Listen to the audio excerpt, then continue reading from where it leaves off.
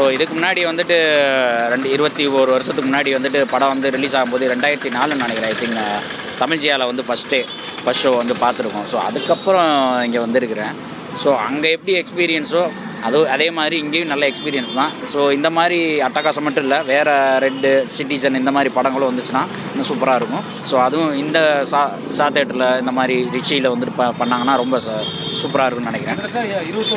21 வருஷம் கழிச்சு வருது. ஸோ அன்னைக்கு அந்த ஃபேன்ஸோட பார்க்குறதுக்கும் இன்னைக்கு பார்க்குறதுக்கும் அது நம்ம செட்டு 90 கிட்ஸு வெறித்தனமாக இருந்துச்சு. ஸோ இவங்களோட எக்ஸ்பீரியன்ஸ் கொஞ்சம் டிஃப்ரென்ஸாக இருக்குது. நம்ம வந்து ரோட்டில் இருந்து ஆரம்பம், இவங்க தேட்டரில் மட்டும் ஆரம்பிக்கிறாங்க, முடிக்கிறாங்க, தேட்டர்லேயே முடிக்கிறாங்க.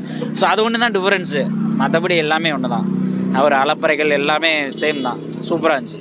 ஸோ என்ன ப்ரோ, லைட் செட்லாம் நல்லா சென்னை ரோஹிணி மணி நல்லா டிஃப்ரெண்ட்டாக பண்ணியிருக்காங்க. ஸோ இன்னும் கொஞ்சம் ஒரு கம்மியான டைமில் தான் வந்துட்டு போகுது.